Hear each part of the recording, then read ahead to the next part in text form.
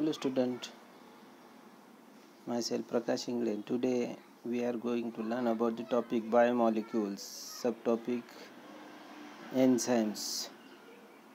In previous lecture we have already studied about the DNA, RNA, nucleic acid, carbohydrate, proteins and its classification. Here we are studied the enzymes.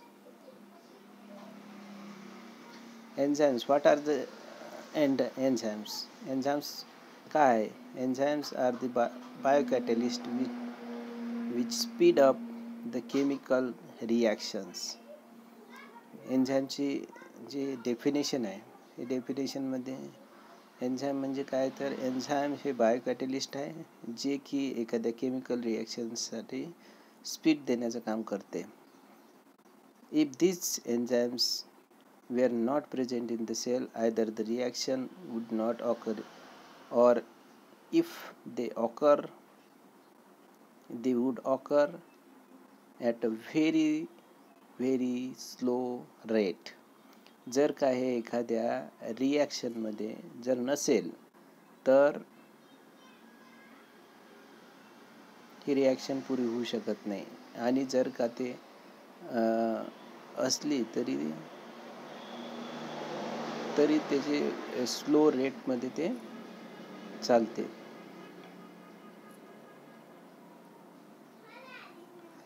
The substance upon which an enzymes act as a term as a substrate.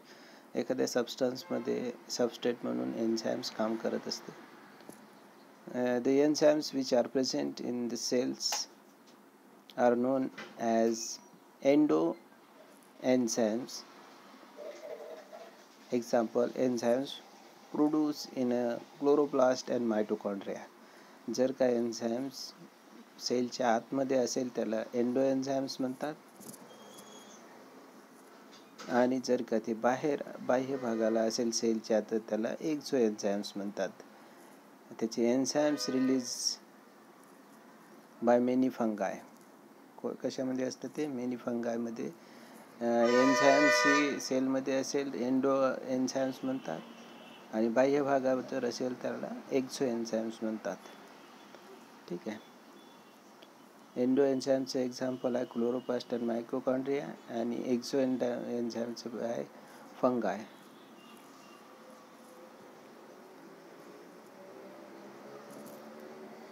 Nature of enzymes. आता नेचरमध्ये enzymes कसे, depending upon the chemical composition of enzymes, it is of two types, purely proteinaceous enzymes and conjugated enzymes.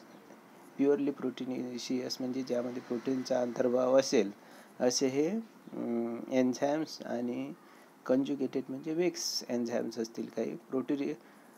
Proteases that split protein, आणि conjugated it made up of protein to which non protein prosthetic group is attach. त्यामध्ये protein तर असेल पण त्यासोबत non प्रोटीनसुद्धा असेल जे की प्रोटेस्टिक ग्रुपमध्ये अटॅच झालेले असेल. पहिल्या ह्याच्यात प्युअर प्रोटीन असेल, दुसऱ्या ह्याच्यात protein plus non protein prosthetic group attach असेल.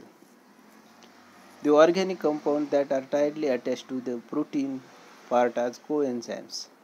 द ऑर्गॅनिक कंपाऊंड, आता यामध्ये दोन वर्ड आहेत, एक आहे ऑर्गॅनिक कंपाऊंड, एक आहे इनऑर्गॅनिक कंपाऊंड आयन.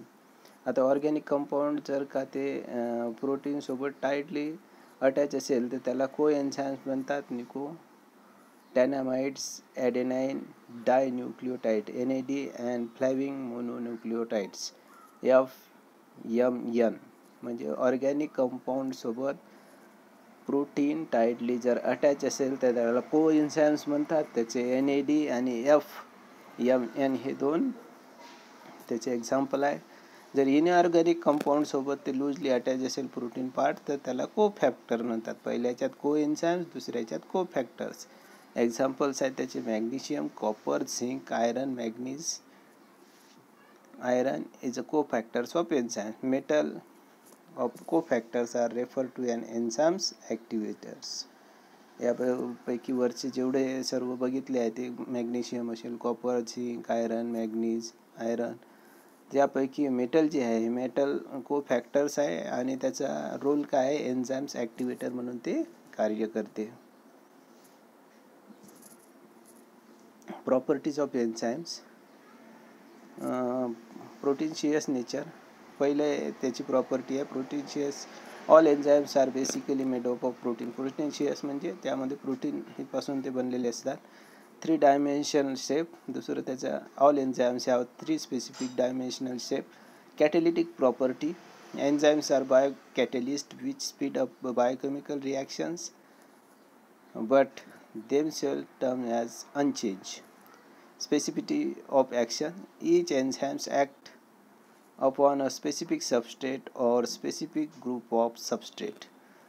पहिले ॲक्शन आहे त्याची प्रोटीनपासून बनलेले असते. दुसरे आहे 3 डायमेन्शन शेपपासून बनलेले असतात. तिसरे आहे कॅटॅलिटिक प्रॉपर्टी म्हणजे कॅटलिस्ट म्हणून ते रिॲक्शन करते. आणि चौथा आहे specificity of action. Each enzymes upon the specific substrate और स्पेसिफिक ग्रुप ऑफ सबस्ट्रेटपासून ते बनलेले असते.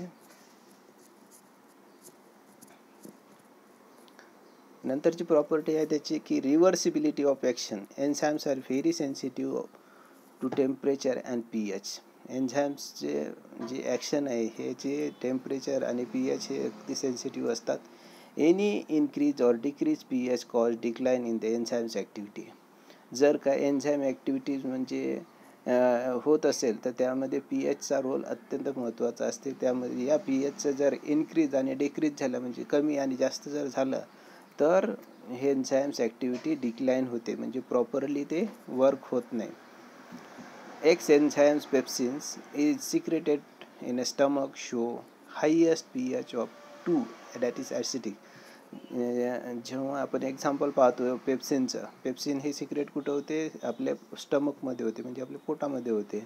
आणि त्याचा pH किती असते, जवळपास हायेस्ट लेवल असते म्हणजे 2 जर घेतला तर त्याला आपण ॲसिडिक म्हणू. आणि trypsin which is present in the duodenum having pH of 9.5 alkaline. आणि ट्रिप्सिन हे कुठं असते, ट्रिप्सिन आपले जे मोठे आठळे असते त्यामध्ये ते डिओडिनम असते, त्यामध्ये आपल्याला अल्कलाइन स्वरूपात हे आपल्याला मिळते. 9.5 त्याचा pH असेल. Temperature enzymes are destroyed at higher temperature at 60 to 70 degree.